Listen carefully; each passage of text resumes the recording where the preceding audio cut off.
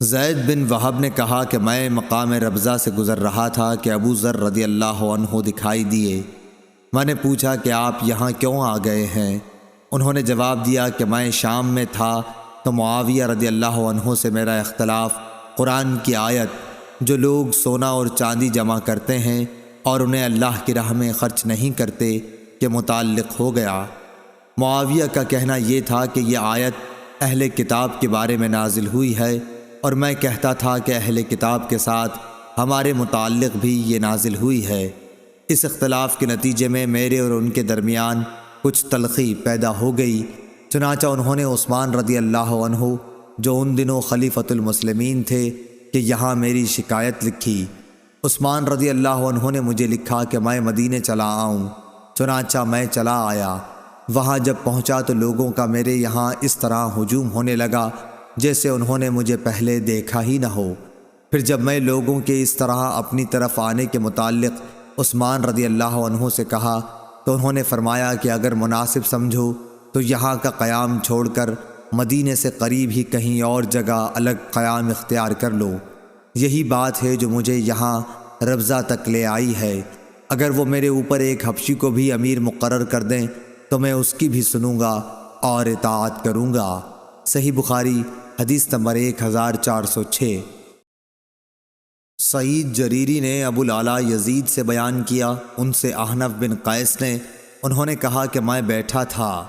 دوسری سند اور امام بخاری نے فرمایا کہ مجھ سے اسحاق بن منصور نے بیان کیا، انہوں نے کہا کہ ہم سے عبد الصمد بن عبد الوارث نے بیان کیا، انہوں نے کہا کہ مجھ سے میرے باپ نے بیان کیا، انہوں نے کہا کہ مجھ سے سعید جریری نے بیان کیا، کہا کہ ہم سے ابو العلا بن شخیر نے بیان کیا، ان سے احنف بن قیس نے بیان کیا کہ میں قریش کی ایک مجلس میں بیٹھا ہوا تھا، اتنے میں سخت بال، موٹے کپڑے اور موٹی جھوٹی حالت میں ایک شخص آیا اور کھڑے ہو کر سلام کیا اور کہا کہ خزانہ جمع کرنے والوں کو اس پتھر کی بشارت ہو جو جہنم کی آگ میں تپایا جائے گا اور اس کی چھاتی کی بھٹنی پر رکھ دیا جائے گا جو مونڈھے کی طرف سے پار ہو جائے گا، اور مونڈھے کی پتلی ہڈی پر رکھ دیا جائے گا تو سینے کی طرف پار ہو جائے گا، اس طرح وہ پتھر برابر ڈھلکتا رہے گا۔ یہ کہہ کر وہ صاحب چلے گئے اور ایک ستون کے پاس ٹیک لگا کر بیٹھ گئے۔ میں بھی ان کے ساتھ چلا اور ان کے قریب بیٹھ گیا۔ اب تک مجھے یہ معلوم نہ تھا کہ یہ کون صاحب ہے۔ میں نے ان سے کہا میرا خیال ہے کہ آپ کی بات قوم نے پسند نہیں کی۔ انہوں نے کہا یہ سب تو بے وقوف ہیں۔ صحیح بخاری حدیث نمبر 1407۔ مجھ سے میرے خلیل نے کہا تھا، میں نے پوچھا کہ آپ کے خلیل کون ہیں؟ جواب دیا کہ رسول اللہ صلی اللہ علیہ وسلم۔ اے ابو ذر، کیا احد پہاڑ دیکھتا ہے؟ ابو ذر رضی اللہ عنہ کا بیان تھا کہ اس وقت میں نے سورج کی طرف نظر اٹھا کر دیکھا کہ کتنا دن ابھی باقی ہے، کیونکہ مجھے آپ کی بات سے یہ خیال گزرا کہ آپ اپنے کسی کام کے لیے مجھے بھیجیں گے۔ میں نے جواب دیا کہ جی ہاں، احد پہاڑ میں نے دیکھا ہے۔ آپ نے فرمایا کہ اگر میرے پاس احد پہاڑ کے برابر سونا ہو، میں اس کے سوا دوست نہیں رکھتا کہ صرف 3 دینار بچا کر باقی تمام کا تمام اللہ کے راستے میں دے ڈالوں۔ ابو ذر رضی اللہ عنہ نے پھر فرمایا کہ ان لوگوں کو کچھ معلوم نہیں، یہ دنیا جمع کرنے کی فکر کرتے ہیں۔ ہرگز نہیں، خدا کی قسم نہ میں ان کی دنیا ان سے مانگتا ہوں اور نہ دین کا کوئی مسئلہ ان سے پوچھتا ہوں تاکہ میں اللہ تعالیٰ سے جا ملوں۔ صحیح بخاری حدیث نمبر 1408۔ قیس بن ابی حازم نے بیان کیا اور ان سے ابن مسعود رضی اللہ عنہ نے بیان کیا کہ حسد، رشک کرنا صرف 2 ہی آدمیوں کے ساتھ جائز ہو سکتا ہے۔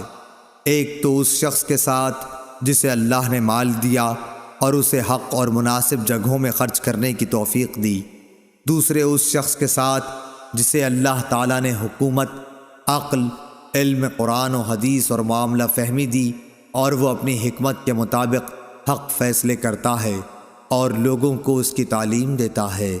صحیح بخاری حدیث نمبر 1409۔